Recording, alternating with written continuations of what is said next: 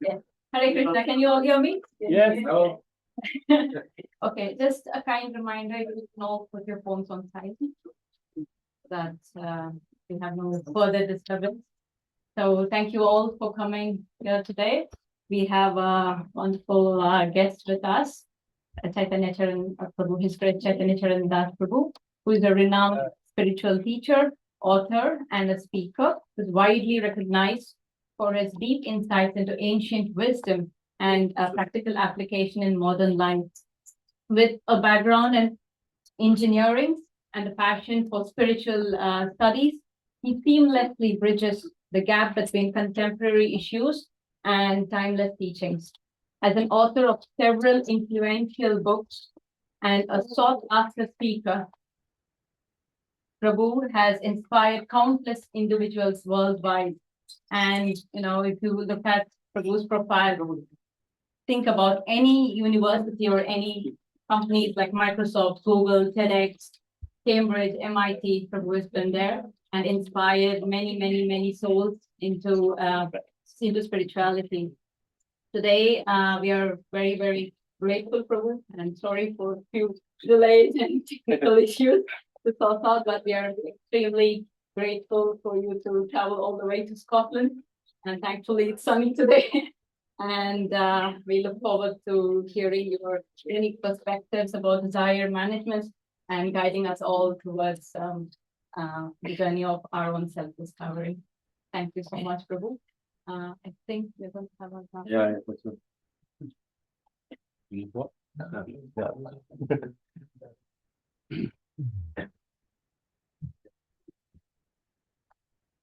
What are you trying to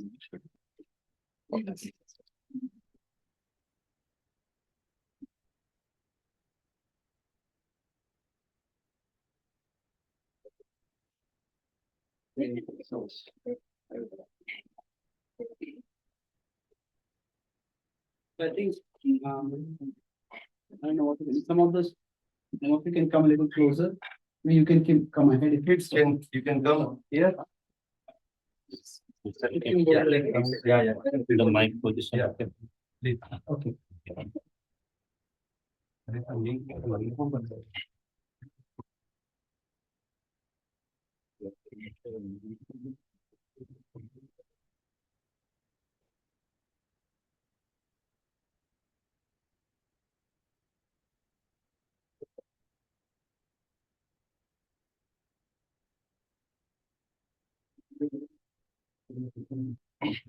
So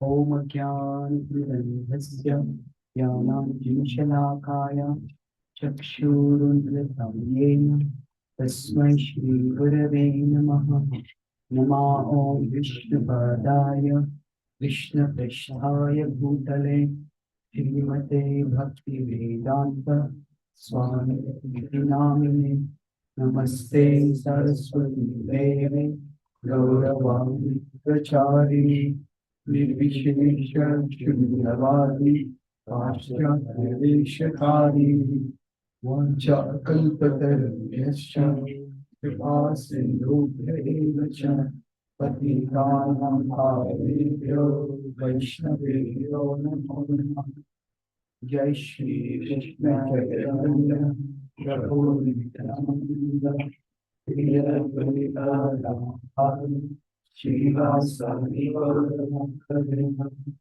Hare Krishna, Hare Krishna, Krishna Krishna, Hare Hare, Hare Rama.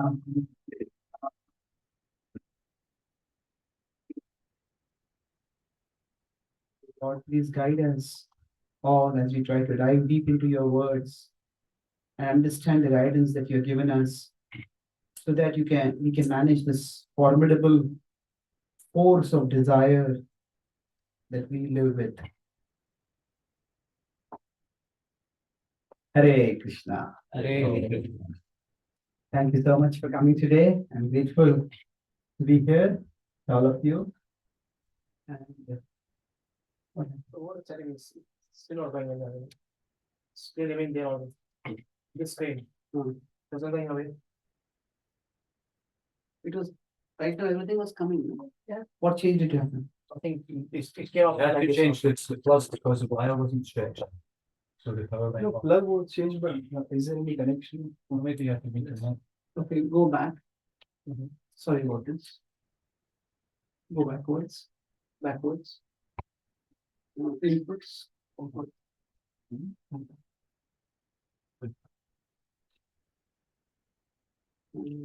No, you go back.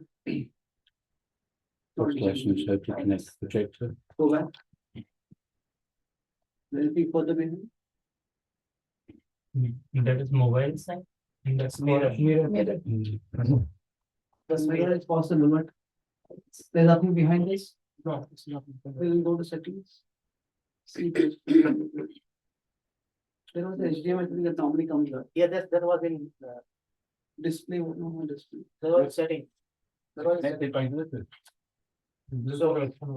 So Prabhu, yeah, it was. So setting and then this, What is there on this side? language about, so that's the display. Input, input. And then we got this one, digital video and USB. Right, And try it using was there in that corner. Last USB cable. After USB, there was one more option.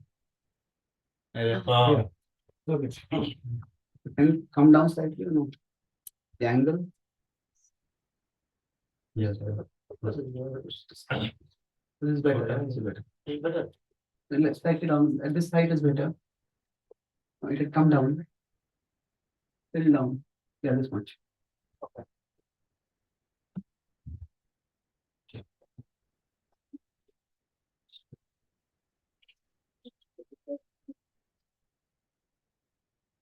So I'll explain this verse briefly and then we will discuss. This is the third chapter, 33rd verse.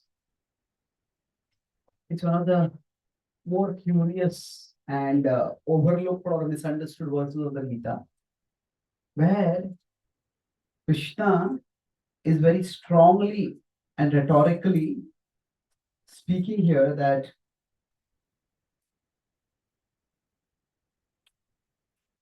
so in this verse of the Gita, there's some echo coming from somewhere. Again in Zoom. Maybe you can silence all the participants. So Krishna is saying here, it's a little difficult Sanskrit pronunciation, but Tadrusham Cheshtate Swasyaha. So Cheshtate, Cheshta is endeavor. People endeavor to act. Swasyaha. Swasyaha is according to one's own. Sadrusham is accordingly. So essentially what Krishna is saying is Tadrusham Cheshtate Swasyaha. Can you recite it if possible? Prakriti. Prakriti is nature. According to one's nature, Prakriti Jnanavan. Even the wise people act according to their nature. Prakriti Jnanavan api. Prakriti Yanti Bhutan.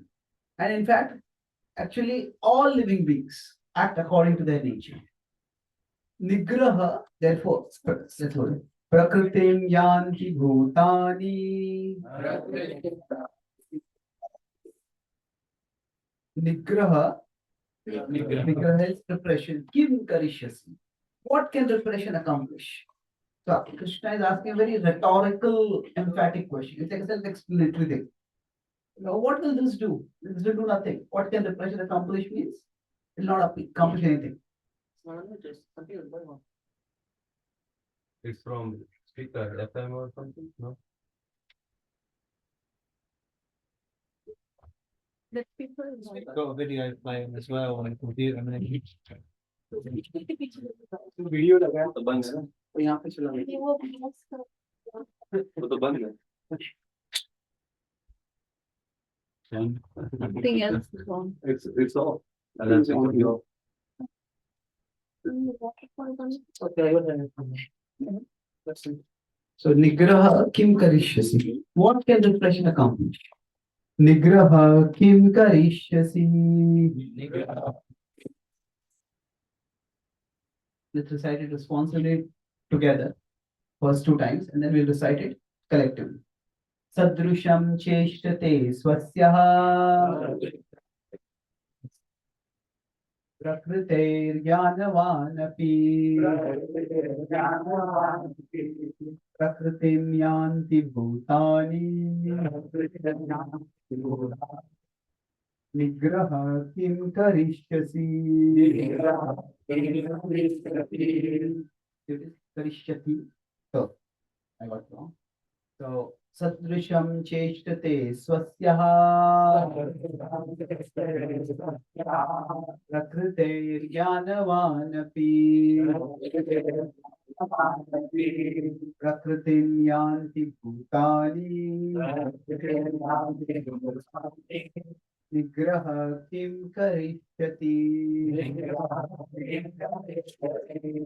Let's try to recite it together now, all of us.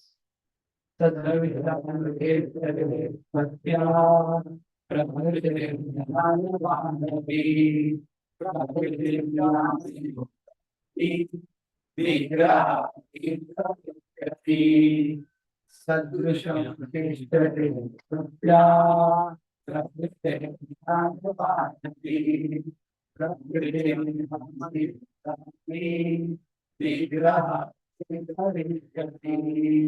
one last time together. Let's try to concentrate on the word as well as the meaning.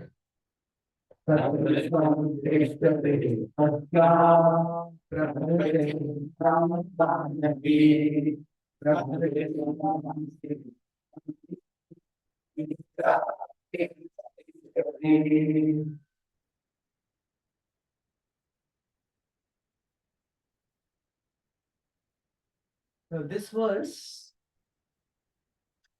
seems to say something almost dramatically opposite to what we often hear about desire management. Many people think that we will discipline ourselves and give up our desires, and they often equate that with repression. But Krishna is emphatically saying over here, what can repression accomplish? So we'll start by let's have a little bit of open discussion. So when we talk about the word desire management, so what comes to your mind? So anything, why do desires need to be managed? What is the way to manage it? Why is it so difficult? So when you hear the word desire management, what comes to your mind? Dieting, Sorry? dieting, Dieting. not eating too many sweets. Okay. Yes. Is that an instruction for me? That's it. So dieting, yes. I think that's a common temptation that almost everyone faces on an everyday basis. So yes, so we have to manage the desires to eat. So that's one way. So which desires to manage? That's one way of looking at it. So any other thoughts that come to mind when we talk about desire management? Strength. Sorry? Strength. So Strength. it's having a strong mind, having a strong Yeah, body. so we need strength, or you can say willpower to manage our desires. So this is a part of how. How to manage our desires? One is by willpower. Anything else?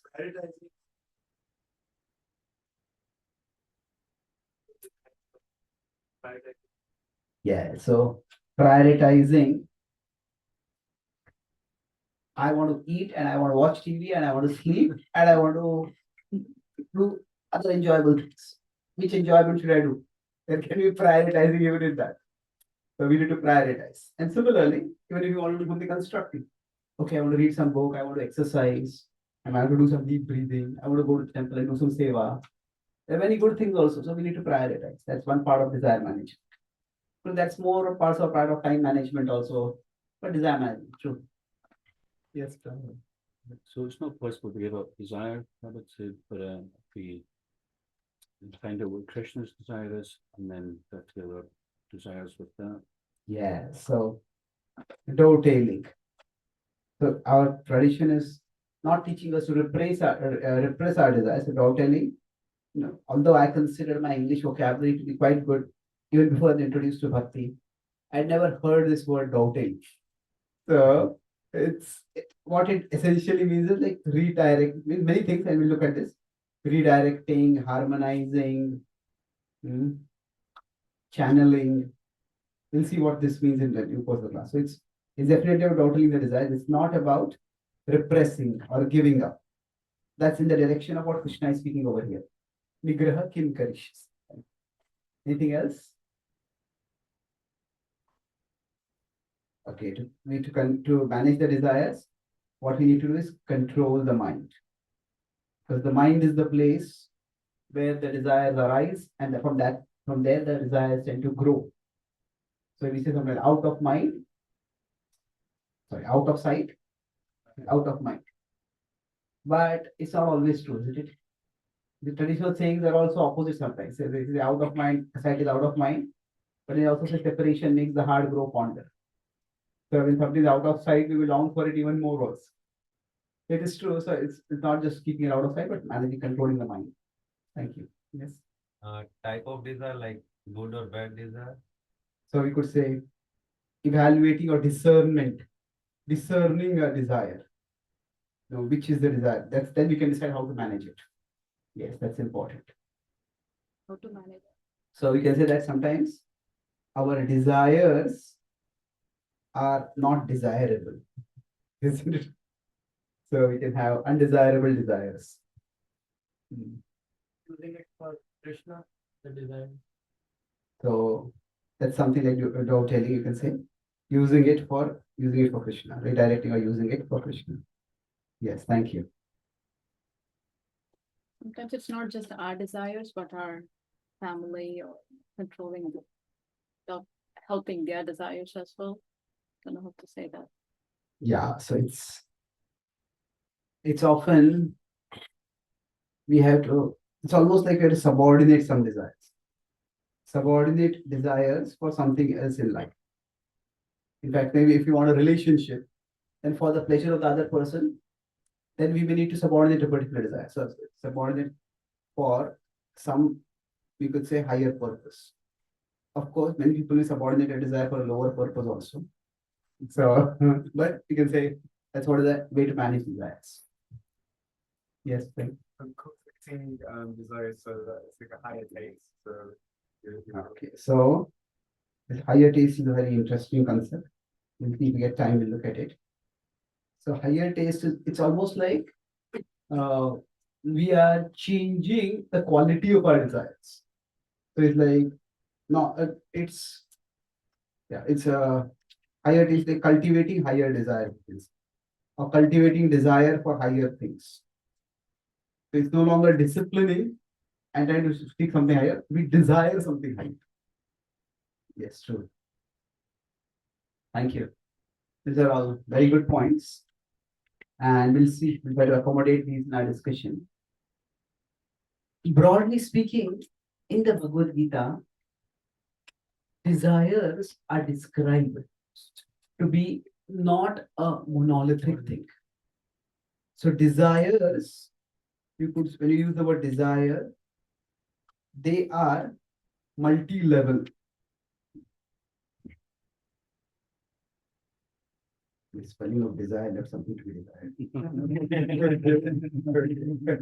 So the desires are multi-level and multi-category. Or what happens? Too far away. No, we don't see that. Half of the screen is going on the. So all of the time you're not able to see? No. The half part. Last one you read, note that looks like It's too far. Okay, only that corner. Okay, fine.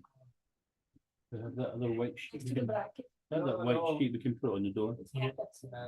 Okay, better. So desires can be multi-level and multi-category. Outside. You can put white chadar. So let me look at multi-level desires.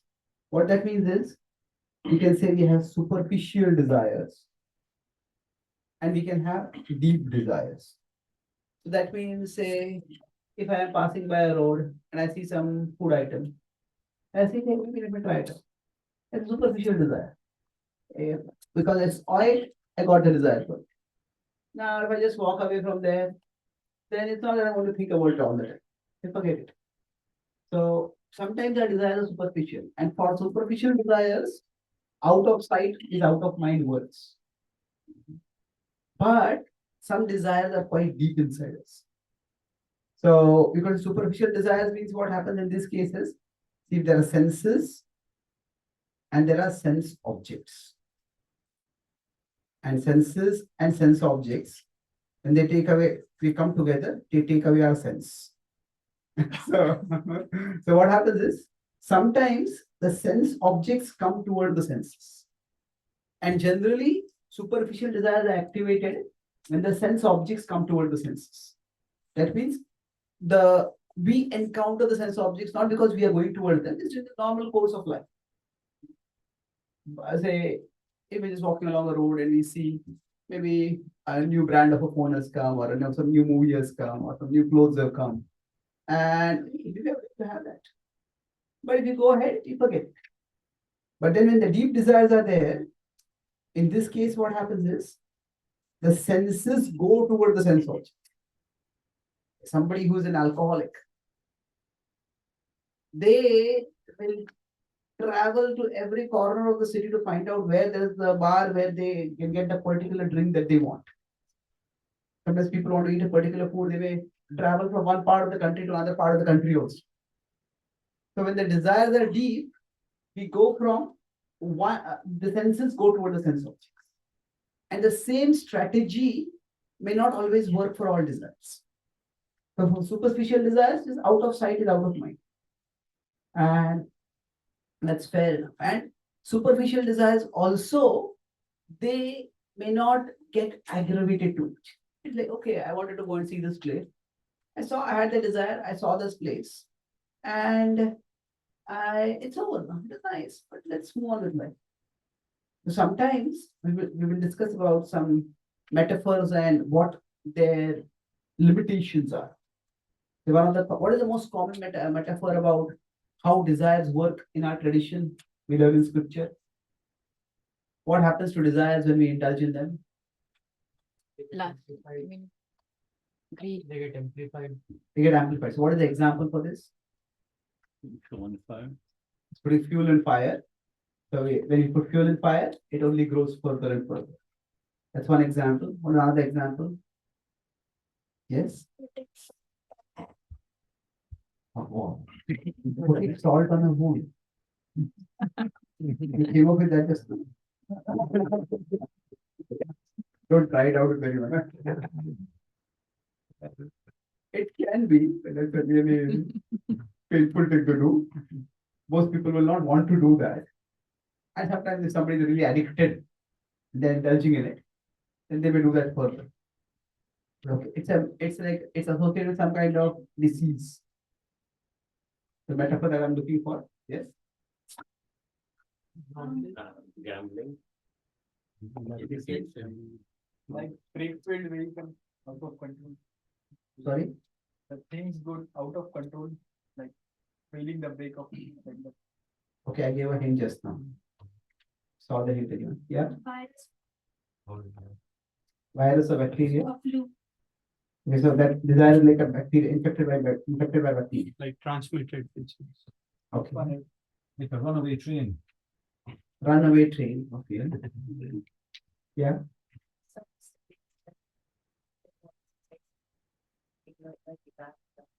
Yeah. Somebody has a disease they want to taste, but they can't taste it.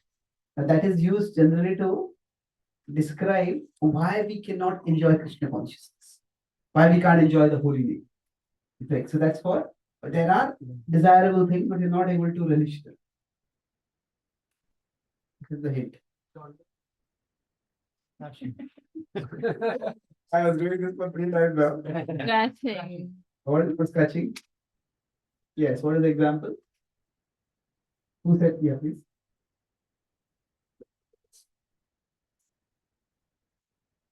Yeah. So generally, when we scratch and itch, what happens? We get some relief, but after that, the urge to scratch, increases, each worsens. Now, so that is one of the standard examples. Kandu yanena karayor ivadukkam, Prahlad says. That in the seventh canto, that satisfying desires is like scratching an itch. Now, again, there is truth to that. At the same time, let's look at these two desire categories, superficial and deep rooted. Say, for example, if I'm giving a class and say I get an urge to scratch my nose. If I scratch my nose now, is it there for the rest of the class? I keep scratching, scratching, scratching. Not necessarily. It's when does it happen? It is already a disease over there. If already there's a rash over there, and then I scratch it. Means when there's a rash, and if then I get a scratch, then the rash worsens and the urge to itch increases.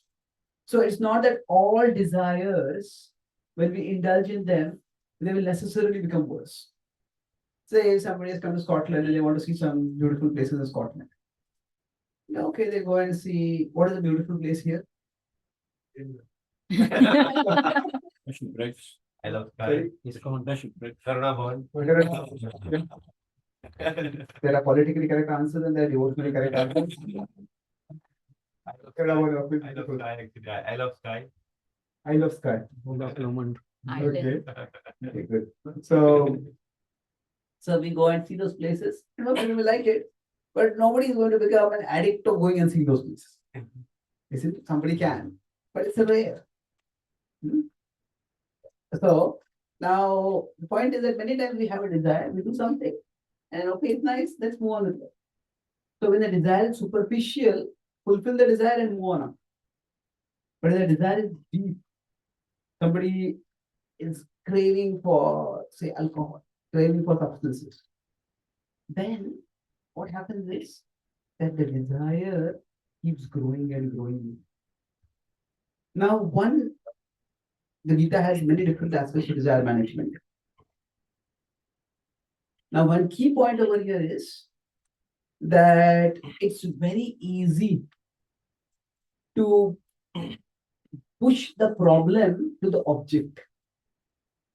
That means, oh, you know, if this object is present, then that's why this desire is so strong. So what does that mean? Like we say, there's drug addiction. In India, in some states like Punjab, drug addiction is a big problem. I was in America. Yes, there's a lot of fentanyl and other drugs coming in from Mexico, and it's a huge problem. Is it a problem here also? Yeah. It is. Okay. Massive. Okay. So now, generally speaking, when there's drug addiction, we say that, okay, what we need to do is government needs to be stricter, drugs needs to be banned. And that is one way of dealing with it. But now consider somebody has a problem with gambling. In the past, gambling would be people would throw dice. Now people may play cards. Now we may have we have phone apps by which people may gamble. Now if somebody is playing cards and gambling. Now, do we say cards should be banned? Now, is there a difference between cards and drugs? And you can say, yeah, there is some difference. The bird kill you. Sorry? The bird kill you. The bird kill you. Compared- Drugs and cars. Yeah, drugs can kill you. That's true. And cars. Cards can't, but of course, cards can get you killed.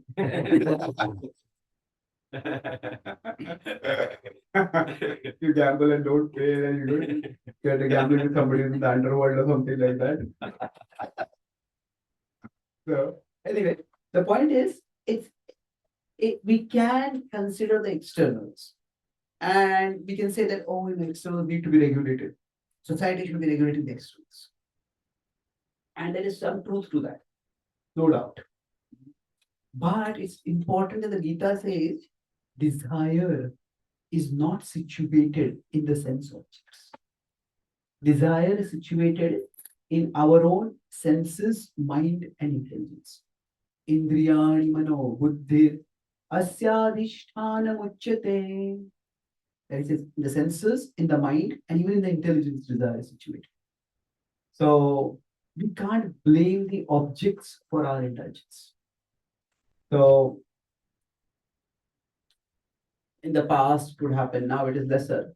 say if a woman is abused or exploited or violated, then society would sometimes say, she must have done something to lead the man on. That, maybe she dressed in an inappropriate way, this or that. Now, that is blaming and shaming the victim. Now, should women dress in a chaste way? Of course. But a man's wrong actions cannot be blamed on women. A desire can make men and women, so if you consider lust, it is gender neutral. See, lust tempts men with pleasure. Lust tempts women with power. What does that mean? That for men, when lust comes up, okay, if I can just do this, I can just get this person, I can enjoy. That gives pleasure.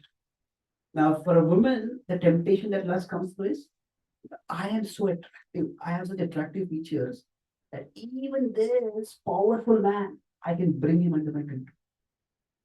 So, just as men, they have the urge for pleasure, but they are meant to regulate it. That men may be physically more powerful, but they need to regulate it. So, similarly, women have the power of beauty, but that power of beauty also needs to be regulated. When men they abuse, lust can make men into monsters. Lust can make women into witches. So in that sense, desire can affect everything. So the point is that it is the desire inside us that is the problem. We cannot blame the objects. Now, can regulating of the objects help? Yes, it can help. But also we live in the society that we live in. We can't suddenly change the society. So if drugs are prevalent, now what all can we, the human mind is such that it can become addicted to anything. So it can get addicted to food also. Now can we ban food? Now how will we do that? Nowadays mobile phones are a big issue. People get addicted to phones. But what can we do? We can't ban phones. So the phones are not the problem. Now are there features of certain sense objects that can trigger desires much more than other objects? Of course. That is the difference we're looking for. I said the difference between say drugs and cards. That while cards can be used in activities that may get one addicted, drugs are often designed either naturally or artificially through factories so that they have maximum addictive properties. So there is an external regulation that is helpful. That means society should be arranged in such a way that people are not too exposed or overexposed to sense objects. So when we are talking about desire management, there is desire management at a social level. There's a social level desire management and there's an individual level. The social level is basically, it's more like a cultural or legal regulation. So legally, certain substances may not be allowed. Legally, even if somebody say drinking may be perfectly legal, but maybe a child below a particular age will not be allowed to drink. Legal regulation. Cultural regulation means certain ways of speaking, certain ways of acting, certain ways of dressing may be frowned upon culturally. And then that also acts as a deterrent to me. So that's one aspect of it. But that's mostly not in our country. So we can just bewail it. Oh, society has become so degraded. But we can't do much about it. So let's focus on the individual at what we can do for desire management. So I first classify desires according to levels. And superficial desires are not necessarily like itches. Or rather, they're not like itches that will become aggravated. But deeper desires, they are like disease, rashes with itches. So talk about multi-level. Now let's talk about there are multi-kind or multi-category of desires. So some people they take this particular verse of the Gita, Nigraha Kim Karishis. In fact, one so-called scholar in India, so-called spiritual teacher, Prabhupada would say that people are spiritual teachers, they are spiritual cheaters. But his teaching, his saying is that actually this verse Nigraha kim karishyasi. What can repression accomplish? This is the essence of the Bhagavad Gita. And his idea is that if you want to live the Bhagavad Gita, live like Krishna. Now, Krishna had thousands of wives. So, Krishna embodied this. Nigraha kim karishyasi. Just indulge in your desires. The way human mind can interpret and misinterpret things, it's remarkable. Now, if this were the essence of the Gita, if we just look at it, what is the next verse? What is the previous verse? Krishna, and what is the next section itself? This was 336, 333 in the Gita. And the very next verse, Krishna is saying that Indriyasya Indriyasyate Ragadvesha Vyavastitau Tayor Navashama Gachet Tauyasya Paripanthino. He's saying that within the senses and the sense objects, there are natural attraction and aversion. Some things we like, some things we just don't like. Some things we like, some things we dislike. Some things we like to dislike. And that is also there. But say, Krishna says, don't come under control. Say we may like to eat certain foods, but that doesn't know what can repression accomplish. I just keep eating and eating and eating that food. No, that won't do. Some foods we may not like. Most people are not like, say, most kids may not like broccoli. But sometimes some healthy foods have to be eaten. So the idea is don't get controlled by our likes and dislikes. So Krishna is immediately qualifying the statement Nigraha Kim Karishyasi. And then if we go further, Arjuna asks the question, what is it that makes us act self-destructive? And the whole next section, 37 to 43, which is the last section of the chapter, is about how to regulate destructive desire. So, Nigraha Kim Karishyasi, what can repression accomplish? If that were the essence of the Bhagavad Gita, then why just after it, Krishna is almost saying something opposite? Not almost. Almost immediately after that, Krishna is saying something entirely opposite. So this is where we need to understand that the Gita talks about different kinds of desires. So here, let's say here there's the soul, then there is the mind, then there is the body. This is the self. And then beyond that, there's the outer world, and in which there will be some sense object. Those of you are not able to see it, if you like, we have some space here. If you don't want to see it, that's perfectly fine. So, we have the soul, the mind, the body. All of this together is the conditioned self. So now what happens is, through the body, through the senses, we look at certain objects. And when we look at certain objects, say somebody is not has not drunk alcohol or has no interest in drinking alcohol. If they pass by a bar, will they get some desire for drinking? No, they just pass by. It may trigger nothing within them. So what the Gita explains is that inside the mind, there are impressions. And so when a desire comes in, when a person, this is a sense object, and from there a desire comes in, it comes to the impressions. And when it passes through the impressions, it can become much, much bigger. So two people may pass by the same bar, and for one person, they may not even notice it. Just move on, they get no desire. For some girls, they pass by the bar, and there's no bar for them to go to the bar. Have to do Sarva Dharman Parityajya Maya Mekam Sharanam. Immediately I'm going right. So what happens is the desire can get aggravated. So inside us, these impressions are called as samskar. Any of you heard the word samskar before? Or all of you have heard. The samskar can be written in English as samskar. We all have some scar or the other inside us. So now,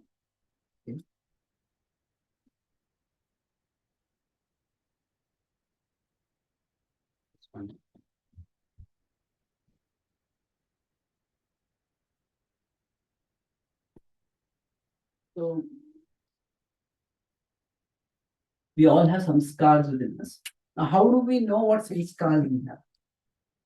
So the one way to understand it is if we compare it to a physical scar or a physical injury. Now, say somebody is coming from here and they want to signal something to maybe something is wrong with the projection or something. And they say they touch me on the forehead. And they just touch me on the arm and I call out.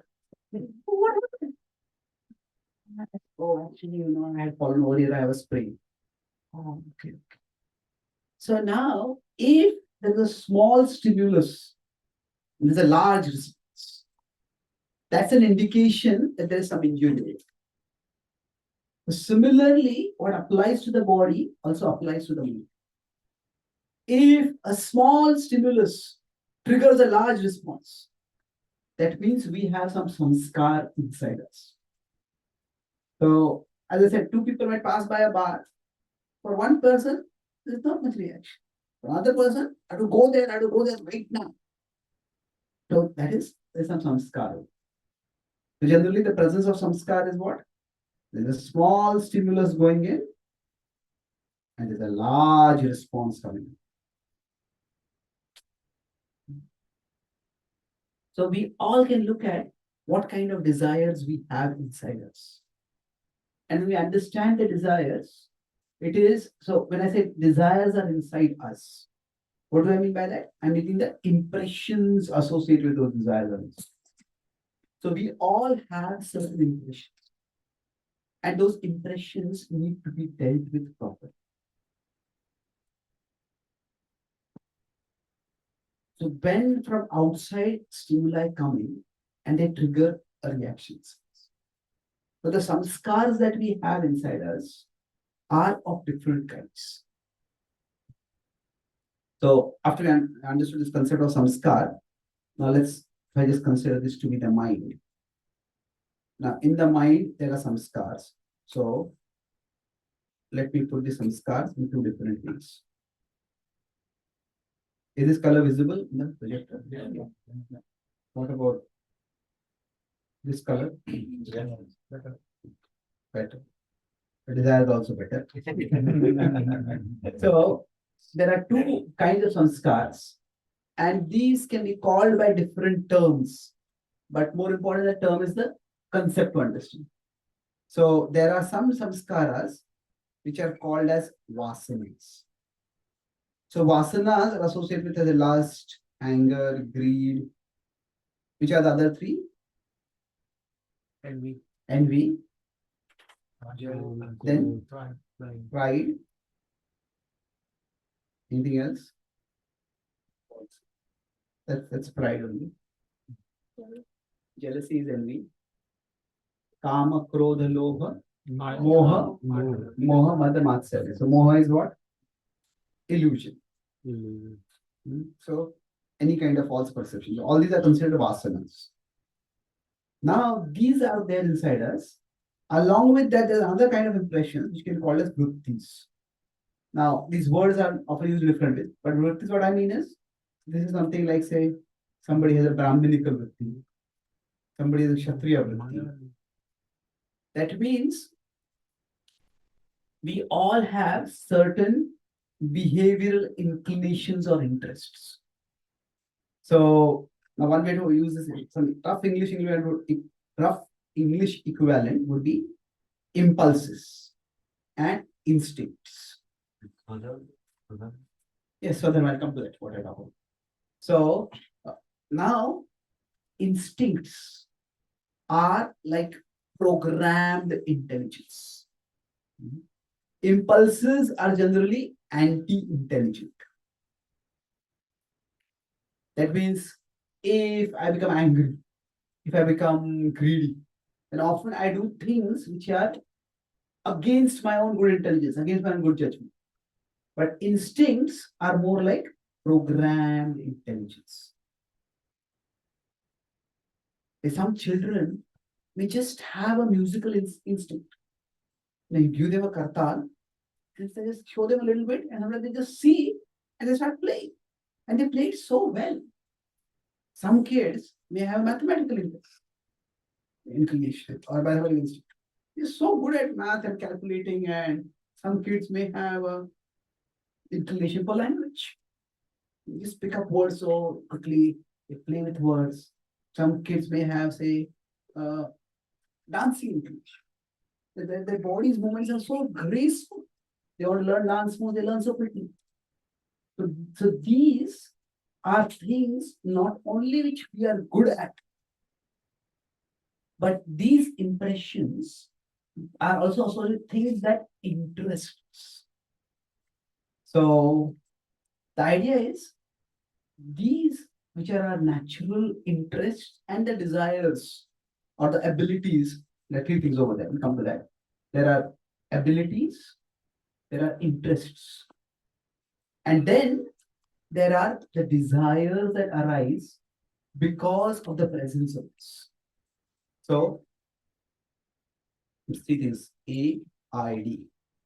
So we all have certain abilities, and we all have certain interests. Now, what is the difference between interest and ability? I asked this question. The one person said, I have neither the interest nor the ability to know it. Sure, yes. The thing is, I can do it. Yeah. The interest is, I want to do it. Yeah. Interest. Inherent capacity, inherent ability, inherent interest is forcefully likely to become. Really? Okay, you can try to get interested in something, but you also have natural interests, isn't it? Interest So- is there. Actually, desire is the third thing. So, but I think we are on the right track. Generally speaking, interests are associated with our Gyanendriyas. You know what is the Gyanendriya? Gyanendriyas is by knowledge acquiring senses. So interests are associated with our knowledge acquiring senses. So some people say have natural interest in interior decoration. So as soon as they come to a house, okay, how is it decorated? Now everybody will look at how a house is, but somebody who has interest in interior decoration, they will look at, okay, this is there, this is there, this is there. That's a natural interest. So interest is generally associated with the jnanendriyas, and abilities are associated with the karmendriyas. Karmendriya is the action senses. So when somebody has an ability, they can do something. Like I have an interest in interior decoration, but if you come to my house, it is a decoration of a kind that I don't want anyone to see.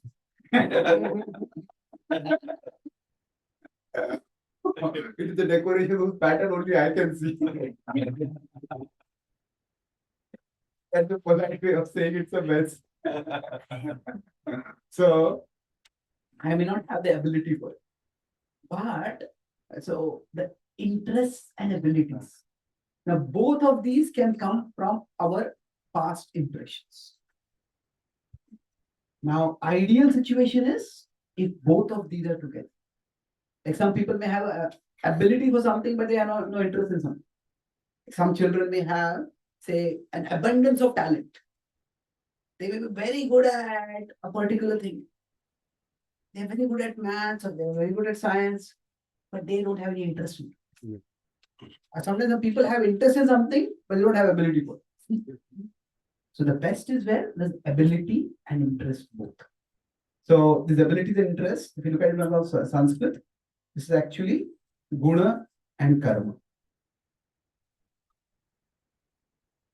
So when some guna karma vibhaga, Shah Krishna says, the four varnas are determined by guna and karma. So if you have the guna for something, that means we have the interest.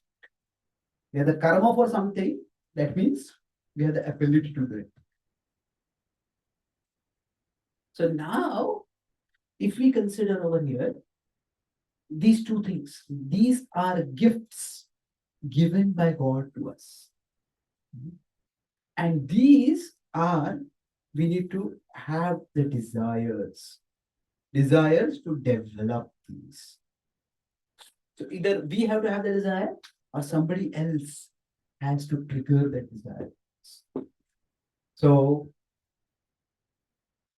if we have desire for the things that we have ability in, for the things that we have interest, then we can grow.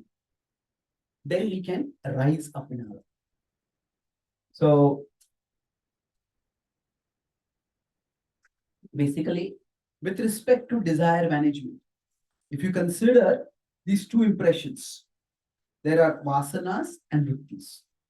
So actually, vasanas, they need to be decreased, whereas vrittis need to be developed.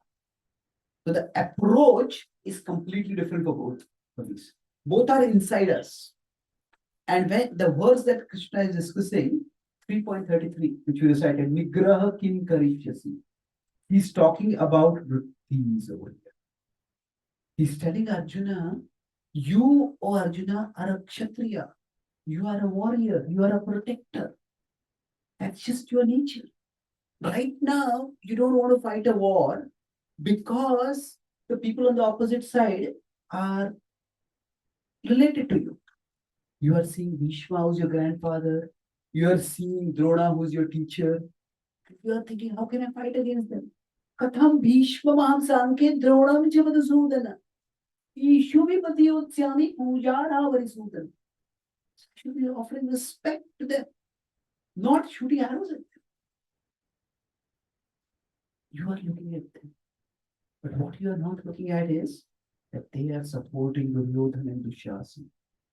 And those are antisocial elements. They have hurt your family. They have dishonored your wife. Now you may want to let it go right now.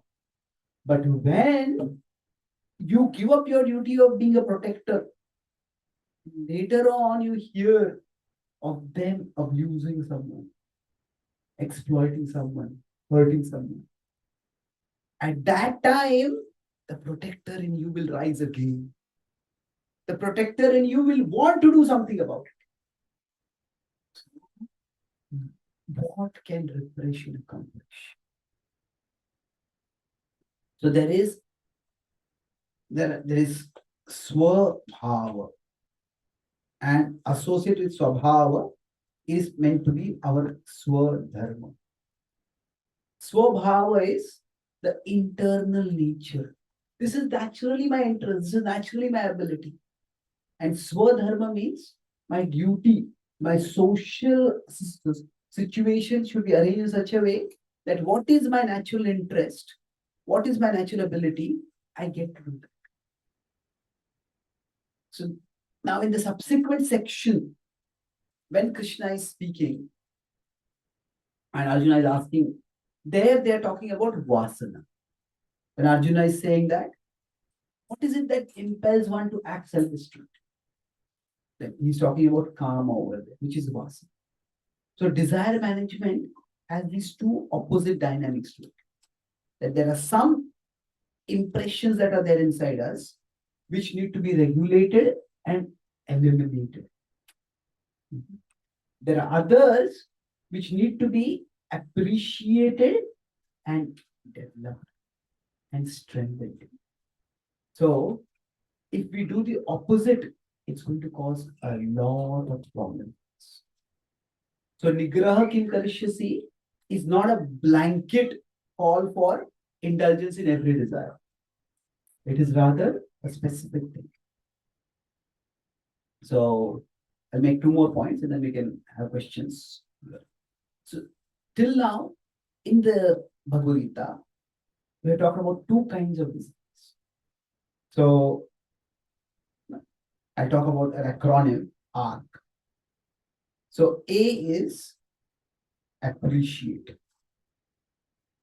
So, appreciate means, okay, understand, recognize the presence of, recognize the value of. I appreciate you. That is, I value what you're doing. I'm grateful to you. So we need to appreciate our routines. Then we need to regulate our vasanas. So this is what, so appreciate our routines, Krishna, this is 333.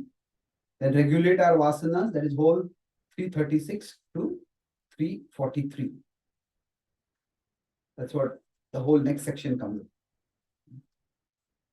Now, after that, the final and the most important part, that is cultivate our bhakti. So bhakti is divine desires. I'll explain what this means. And this is the conclusion of the Gita. At the end of the Gita, Arjuna concludes by saying to Krishna, Krishna, wonderful lecture. Does he do that? It is a great class. What does he say? Karishe vachanam tava. I will do your will. So he is making Krishna's desire his desire. So the desire to serve Krishna, that is a desire that needs to be cultivated. And bhakti is not just about, say, chanting the holy names or coming to a temple and doing some puja or coming in satsang like this. This is definitely bhakti. But broadly, when we talk about this cultivation of these desires, cultivation of divine desires, that doing the will of the Lord, that has two distinct aspects to it. If we consider this is the spiritual level, I above, this is the material level, and say we are existing at the material level. And Krishna exists at the spiritual level. And bhakti means that we develop the desire for Krishna. We desire Krishna and ultimately we will attain Krishna. And this is what Krishna talks about in the 12th chapter. When he's talking about the process of practicing bhakti, says that when we try to constantly remember him, Atachittam samadhatum nashaknosi maistiram abhyasa yogena tato mam ichhaptum dhananjaya. This is mam ichha. Get the desire for me. So we remember Krishna, when we hear about Krishna, when we behold Krishna, our desire for Krishna increases. So this is in 12.9. We did the fruit of chanting, Prabhupada said, is more chanting. What he meant by that is, if we are connecting with Krishna through our chanting, we will find it so enriching that we will want to chant. So the result of trying to focus on Krishna, connecting with Krishna is, I want to be more with Krishna. Some people we meet and he's such a wonderful person. When I get to meet this person, we look forward to meeting. We look forward to meeting some people, and we look forward to the meeting with some people ending.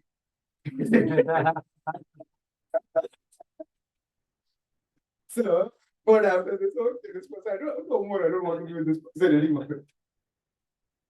So it works both ways at times.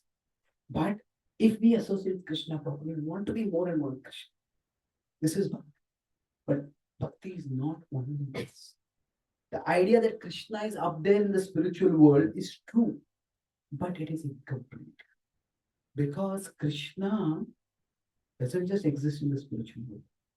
Krishna exists everywhere. Krishna exists in the world also. Krishna exists in the temple. Krishna exists in our home. Krishna exists in our workplace.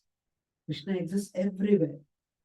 This Krishna mentions it and emphasizes in 1846 in the Bhagavad Gita. Yataha pravrittir bhutanam yena sarvam idam tatam swakarmana tam abhyarcha siddhim vindati manava. He says that from me everything has emanated. By me everything is pervaded. Therefore, through your work, worship me. Now, some people oversimplify it and translate this as work is worship. That if work is worship, then a donkey is the greatest worship. It's not that simple. Krishna is not saying work is worship. What Krishna is saying is Swakarmana tam abhyarcha. through your work, worship the Lord. And his work done in a mood of service to the Lord will be worship. So the way to understand this is that we can worship Krishna through the world also. That it is not just we turn away from the world to serve Krishna. It is rather we turn to the world and we also serve Krishna through the world. So somebody may come to the temple and try become attracted to Krishna. That's wonderful. But then we turn toward the world, and each of us can do certain things in the world. So whatever abilities we have, we need to develop those. So with our vritti, we can do something in the world. Each one of us can. And we need to do it, but do it for Krishna. Don't just do it to become famous in the world, to become popular in the world, but do it to connect to Krishna. Swakarmana tam apyarcha. So this is once we cultivate the desire for Krishna. So I talked about this as A. What is the acronym I used? R. Now I talked about these are three linear things, and that is true. But this could be seen also as a cyclical thing. That means these three are a cycle.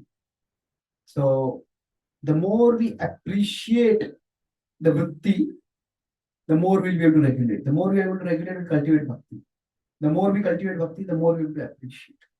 So these three will reinforce each other. We appreciate the vritti, we regulate the vasana, and then we cultivate. So when we say with bhakti, one aspect of bhakti is we turn toward Krishna away from you.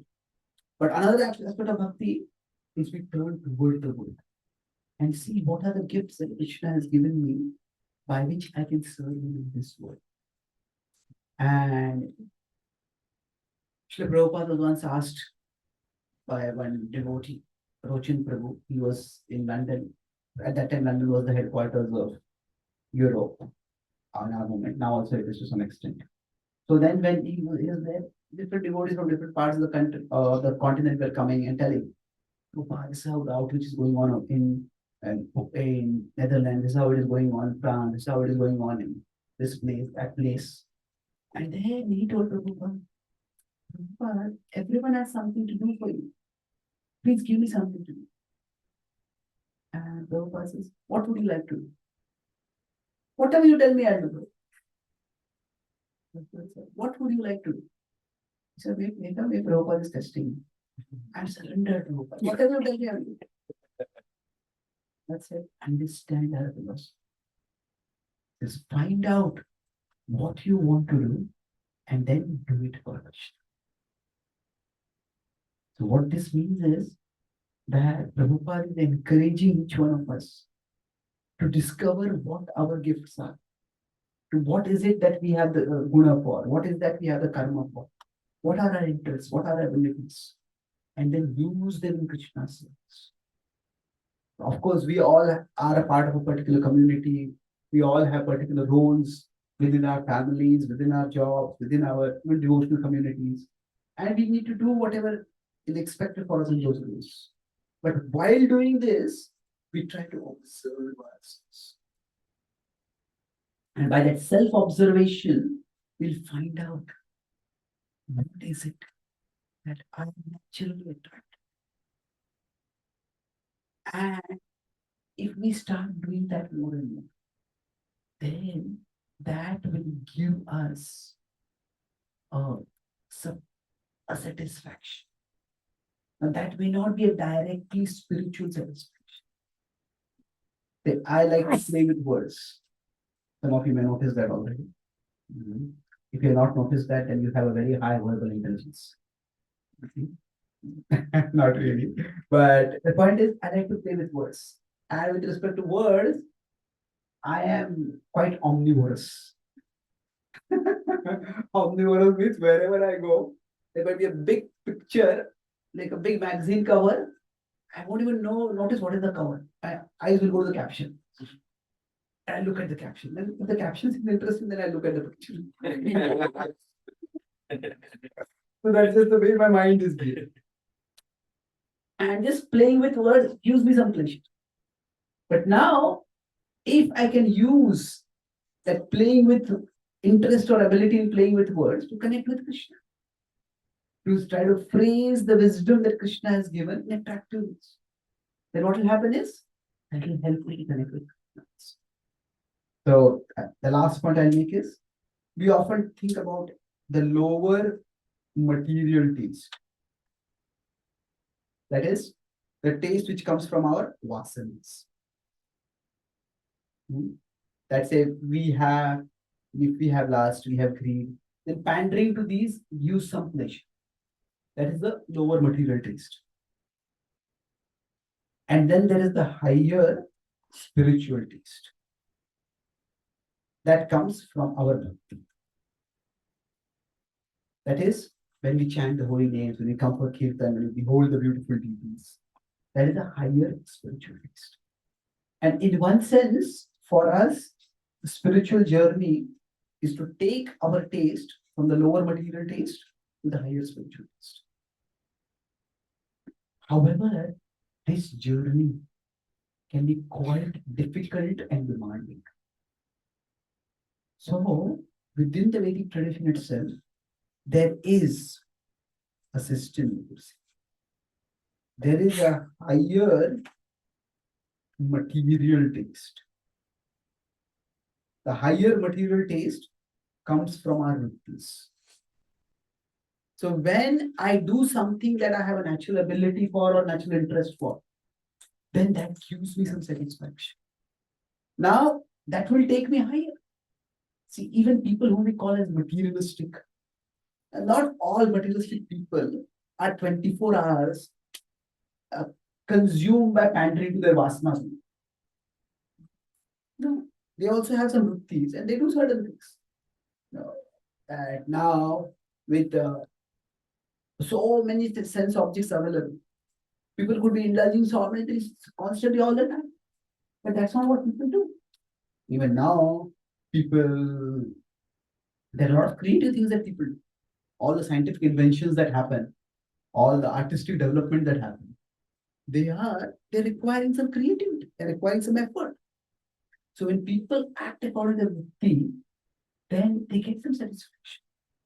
So what happens is that most people, for them, they go up to their vritti, but they again come back to their vasa.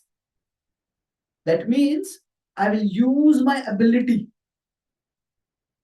to do something good so that I can get my desires fulfilled, my vasanas fulfilled.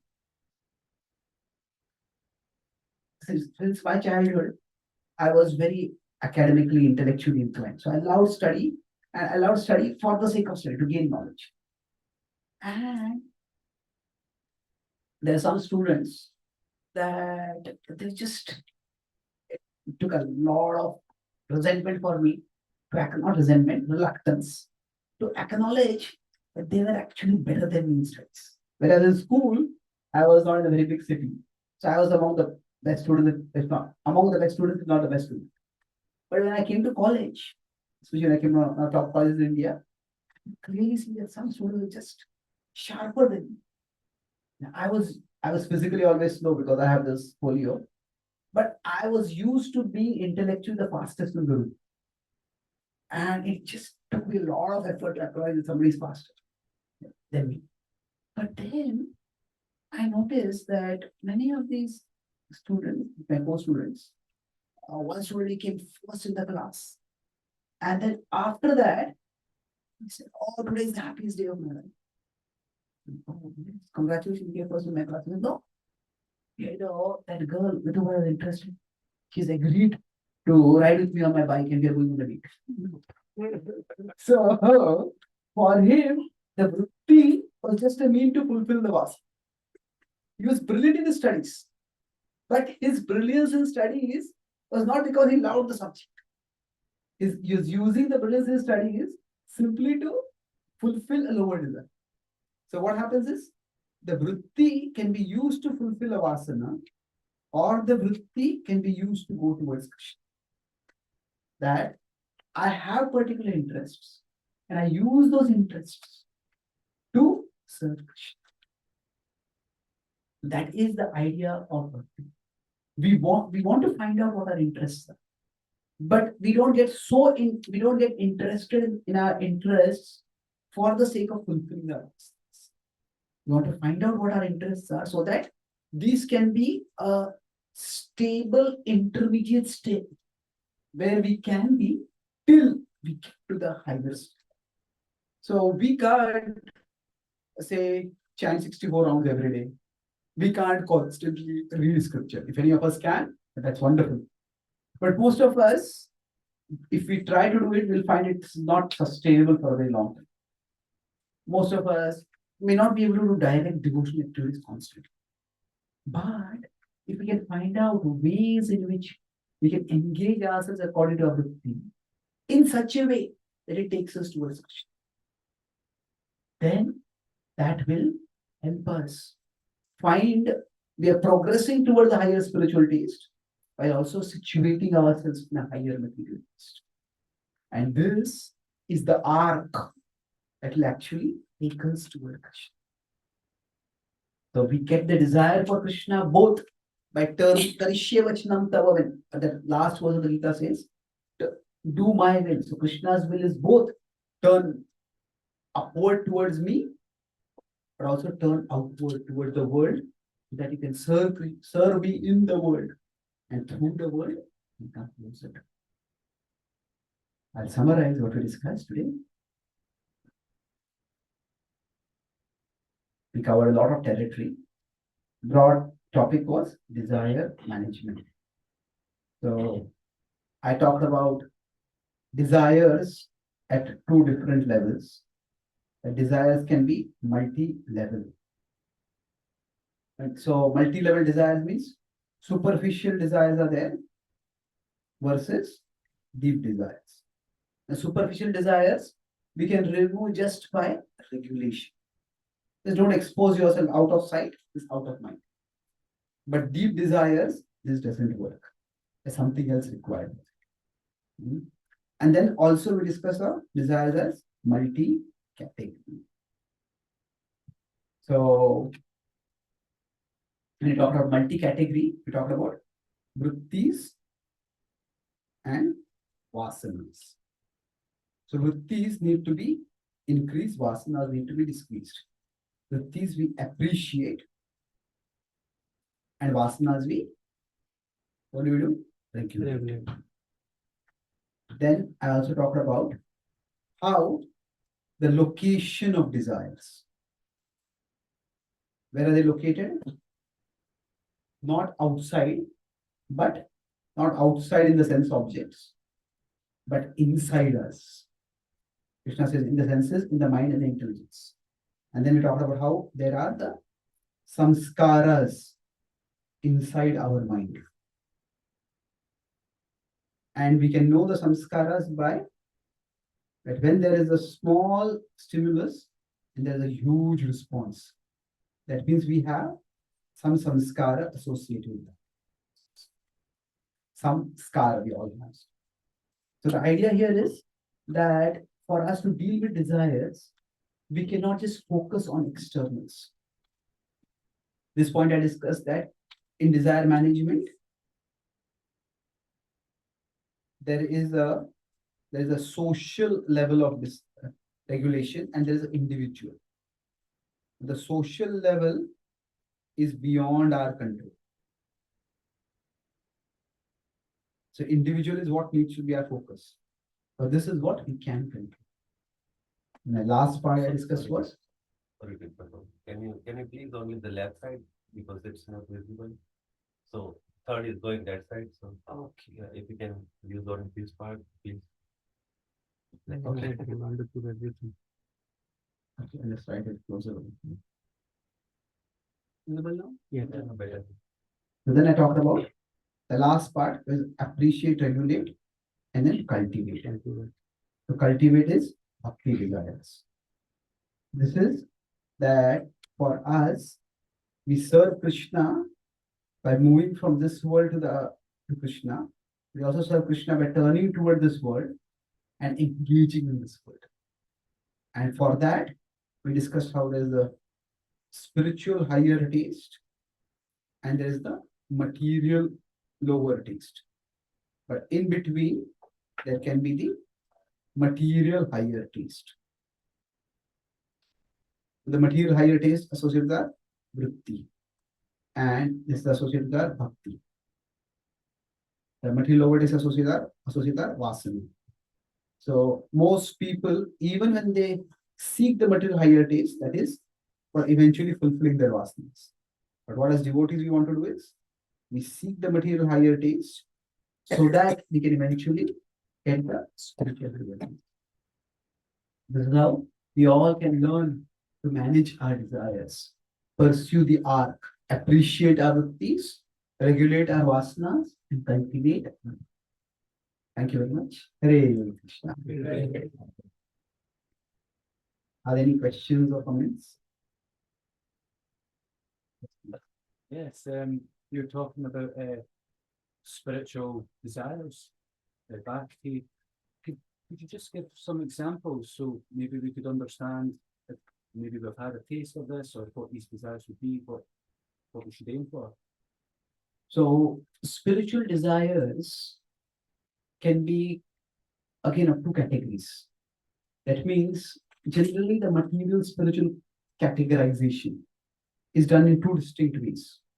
One is by the content, and the second is by the intent. What that means is that are the deities material or spiritual? Deities are spiritual, yes, of course. But deities are also made of some material substance. Is Krishna is manifesting through their material substance. So is Prasad material or spiritual? Or is spiritual? But if I have diabetes and I take sweets, but there will be a material effect, isn't it? So the idea is that material spiritual can one sense be divided simply by content. That spiritual means that which is connected with Krishna, that which is Satchit Ananda, that which is completely spiritual in content. But spiritual can also be based on intent. So when prasad is being served, the intent of the devotee in cooking is please Krishna and please the devotee of Krishna. And when if my intent is also okay, this is Krishna's mercy that Krishna is giving to me, then that will take me closer to Krishna much faster. So when we use the word spiritual desires, so the spiritual material desire classification, it can be applied by content. What is it that we're doing? It can also be by intent. So generally speaking, when spiritual desires, if you look at by the content perspective, then say the desire to chant, the desire to do deity worship, the desire to go to the holy to say the holy place like Vrindavan, the desire for sadhu sangha, for association of devotees. These are directly spiritual desires in terms of content. Now, in terms of intent, you could say that somebody may want to earn a lot of money so that they can give a lot of donation to you. Now, that is wonderful. But the problem with the intent is that the intent may not stay that way. Okay, I want to earn a lot of money so that I can give it to Krishna. But for that, I engage with a lot of materialistic people. And then their desires rub off. And then it's like my bank account increases, but my donations doesn't increase at all. Sorry? Mostly. So generally, we talk about spiritual desires primarily in terms of content. So desires to directly connect with Krishna. Those are spiritual desires. So are like both spirituality and bhakti, are they directly related or they are commensurate to each other? Okay, they can be used interchangeably. Are spiritual and devotional the same? Well, yes and no. In the sense that I just showed the material as a stratum over here. This is material, this is spiritual. But we could say that in the material, there is tamas, rajas, and sattva. And these are three modes of material nature. Most of us know about this. Now, generally speaking, Everything above these three modes is called spiritual. But above the spiritual, there could be the Brahman level, where there's the idea of the one light, an ocean of light of non-differentiated oneness that pervades all of existence. But above that is Bhagavan. So the desires associated with Bhagwan are considered devotional desires. So you could say devotional is a higher level within spiritual. So somebody may just want to chant Om. Why do they want to chant Om? I just want to feel peaceful. I just want to feel a sense of oneness with the universe. That's a spiritualism. But there's no desire to love Krishna or to connect with a personal divinity over it. So that's not exactly a devotionalism. Any other questions? So we talked about the interest and ability. So is there a possibility to make add on something in your natural interest? If that's possible, then what's the process? Is it possible to add on to our natural interests? That's an interesting question. Well, I think it's definitely possible. There are two ways. One is that some people may actually discover their interests only very late in life. Like some people may discover that they have a interest in music only when they're actually 25, 30, 40. Somebody may, some very famous authors, they actually started writing at the age of 40, 40. And so sometimes, so is it that is they didn't have that interest, or somehow they didn't discover the interest? You don't know exactly what it is. So we can never say that I already know all my interests. So is it like I'm adding on to an interest, or am I discovering an interest? So we might discover an interest throughout our life, or keep discovering new interests throughout our life. So it's, we could say, interests can be discovered. This is where this self-observation is helpful. So one of the ways to discover our interests is to note what we notice. Note what we notice. That means, say, whenever we come to a particular place, what is it that we notice naturally? That's where, almost without any conscious effort, that's where we go. Like when we meet some person, and naturally we may look at the kind of clothes that they wear, the kind of looks that they have. That's just naturally. But sometimes some people may notice something specific. Okay, this person seems to be silent. Maybe this person is an introvert. Or maybe this person is not very standing away from that person. Maybe they don't do that. So maybe if you notice this, maybe we have a little interest in psychology. So note what we notice. That is the key to discovering our interests. But interests can also be developed. And that is primarily through association. It is if we associate with someone who has a lot of interest in something, then just by that association, we may start getting a lot of interest. I started traveling abroad from 2014 and I went to America at that time. The devotees were invited me there. They knew that whenever I have new classes, I have new contemporary examples. So I have new examples from cricket also. So they said, don't give any examples of cricket in America. I said, why?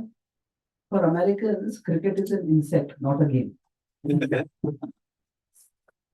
So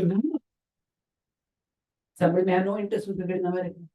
But suppose they have an Indian friend, and an Indian friend is passionate about it. And then maybe after being with that friend, they may also develop some interest.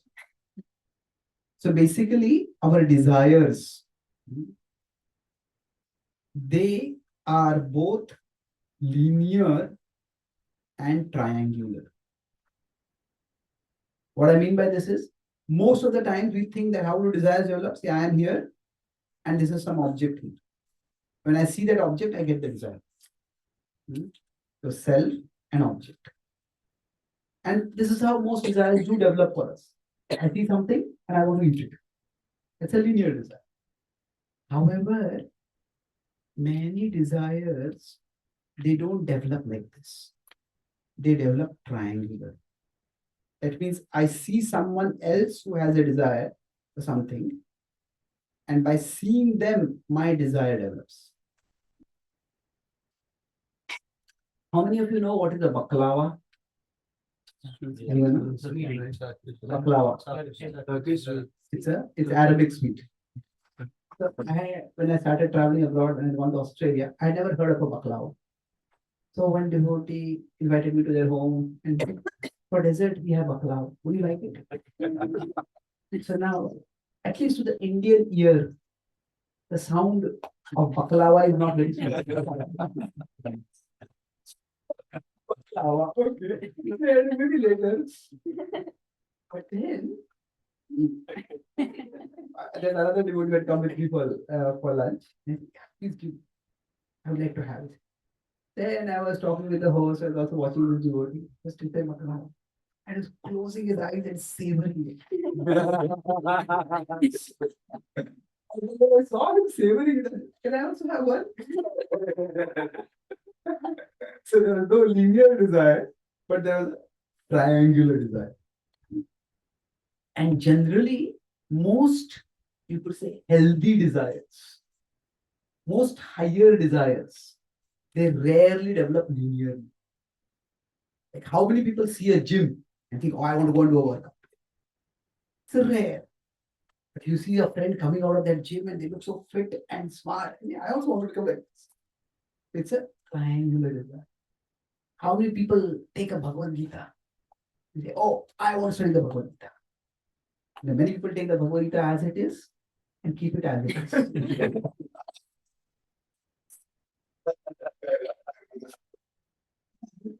If we meet some devotee who is delighting in the Bhagavad Gita, who is finding such fresh insight in the Bhagavad Gita, who is so enlivened by the study of the Bhagavad Gita.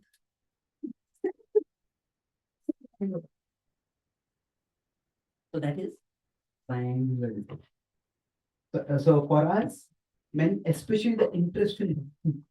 For some of us, the interest in bhakti may come from a previous life. So if it comes from a previous life, bhakti is, we can say bhakti, it can be developed from a previous life, it is swabhaviki. Swabhaviki means it's natural. So as soon as we encounter Krishna, in some way, we think, hey, this is what I want to do in my life. And if we're not encountering Krishna, we feel something is missing in my life. We may not know what is missing, but we feel something is missing. No, I am missing the knowledge of what I'm missing. But something I'm missing. But then there is what is called as Balen Utpadita. Balen Utpadita. What that means is forceful, not force in a destructive sense, but the force of the association of a saintly devotee. That triggers the desire. That's Balen Utpadita. So that is triangular. Swabhaviki is linear. Good question. Any last question? Yes. When we are talking about the like higher test of desires, like in material world, like we see that there are certain other values like associate with the like concept of nation or something like something scientific or something, and the desires like I'm like I'm devoting myself for nation, or I'm devoting myself for science or something, achieving something that way. How the desiring for Krishna is higher taste than the rest of the things. That was one question. My question. Another question. Let's take one at a time. Yeah. So, any kind of desire that raises us above our vasanas is good. So, even say the desire to have a family and to take care of one's children, that can actually raise a person above selfishness. I just do whatever I want, I'll spend money when I want, I'll eat when I want. I'll take a job when I want, I'll quit the job when I want. But if I have a family, that raises a person above his vastness. So in a world where even family is very destabilized and disintegrated, then there is very little left for people to try raise them above their own. More and more people will sink it. So Bhaktivinoda Thakur says that even Rajas is better than Tamas. And he says Rajas, the mode of passion, can actually be an antidote for the poison of Tamas. So even if somebody is materialistic, but they're materialistically responsible, then that is a good thing. If some parent just they may have no interest in spirituality, but they work very hard, they earn a lot of money, they want their children to work very hard, earn a lot of money, succeed in the make it big in the world. Say the child falls sick and the child has got cancer, they will move earth and heaven to try to take care of the child. Now contrast that, you say a parent is in tamas, the parent is stored on drugs, and the parent doesn't even know that I have a child, the child exists. It's a universe of difference. So anything that raises us above ourselves, anything that raises us above our vasanas is good. Now, is there a hierarchy in such goods? In the Vedic tradition, there is the term artha. Now, artha ke anek artha hai. The word artha has many different meanings. Artha can mean money, artha mantri. Artha can mean meaning itself. Iska artha kya hai? Artha can mean purpose, purusharthas. What are the 4 purposes of life? So there is basically a hierarchy of arthas. So for a person to even be, some people are so selfish that they don't even want to commit to a relationship. I mean, not only because selfishness, it could be because of fear and so many other things. But whatever it is. Now, committing to a relationship requires a certain level of selflessness. It can move forward. So there is a hierarchy of arthas, and then there is the paramartha. And the paramartha is said to be Krishna. Now, why is Krishna considered paramartha? Because this, if we attain Krishna, in the sense that we attain love for Krishna, we attain absorption in Krishna, then this is the only thing that can free us from desire and fear. These are the 2 things that constantly threaten our happiness, our peace, our joy in life. For somebody, money may be their artha. And maybe that is better than, say, living only on welfare and living like a parasite in society. But if money is their only artha, then they'll always have desire for more money. And they'll also have the fear somebody will take away money. For some people, fitness is their artha. Extremely diligent about exercising, about regulating their diet. That's very good. But at the same time, there is desire and fear.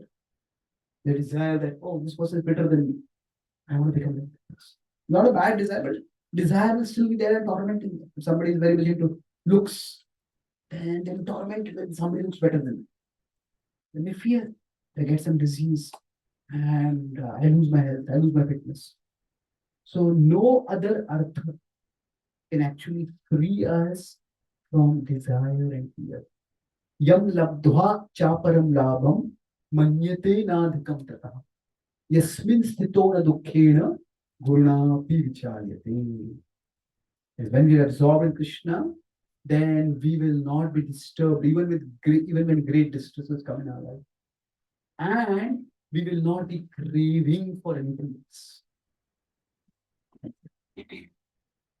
So thank you very much. Srimad Bhagavad Gita ki Srila Prabhupada ki Gaur Bhakta Vrinda ki Jai Gaur Premanande.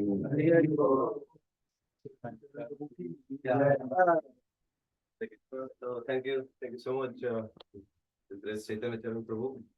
for taking time and visit us and enlighten us with such a nice lecture. So thank you. Please keep coming through and I've written And, some books. I'd like to yeah. talk about them. So much of what I spoke today is there in this book, the Bhagavad Gita, 365 Reflections for Daily Mindfulness. So there's a whole section on overcoming temptations, then experiencing love for Krishna. You turn on the light, please. just one. Once. So each article is just one page, and it's based on one verse from the Gita. And there are some reflection questions, and each article has a title as a summary sentence. So how to face adversities in life, how to grow through pain, how to become more sensitive, how to in our speech, how to go from the ritual to spiritual in our bhakti. So basically, the 365 articles divided into three sections: nourish yourself, nourish your relationship, and nourish your devotion.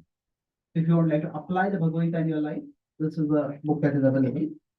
We have limited copies of this book, and we have some programs tomorrow and day after for new people who are coming. So we would like to keep these books for them. But if any of you would like to have, please let us know, and we'll give it to you either today or on Sunday before I go. If you would like to, so this is the Gita applied. If you would like to know what the Gita itself teaches, there are two books. Each of them has about 100 articles, and each article is just 2 pages with the diagrams, simple diagram like the way I was depicting over here, but better drawn, of course. So this is basically following there are two prominent commentators on the Bhagavad Gita in our tradition, Vishwanath Thakur and Baldev Vidyabhushan. So these two books follow their moves. This is Relishing Bhagavad Gita. This talks about how Bhagavad Gita is not just a book of philosophy, but it's a book about relationships. It talks about how Krishna's love for Arjuna is evident through his message in the Bhagavad Gita. And what incidents in the Krishna-Arjuna relationship are pointed to through certain verses from the Bhagavad Gita. So what is the relationship between the Bhagavad Gita and the Mahabharata? So if you would like to study the Bhagavad Gita in a way that to nourish your bhakti, this book is quite helpful. And then this is Bhagavad Gita Insights. This follows the mood of Baldev Vidyabhushan. He was much more analytical in his commentary. So this answers common questions. If God is equal to all, then why is he taking one side in a war? If God controls everything, then do we really have free will? Is the soul actually a doer or not a doer? Does the Gita teach that all paths lead to the same goal? Is work really worship? So many questions that may come to people's minds when they study the Bhagavad Gita. You just read the Bhagavad Gita verses and common questions that may come in the mind. So 100 such questions have been answered in this book. So this is in 3 ways. You could say this is applicational study of the Gita. This is more of a relational study of the Gita, and this is an analytical study of the Gita. If you would like to have these books, I'll be here sometime more. I can find the books and I can also answer a few more questions. So thank you very much. The Prabhupada ki jai.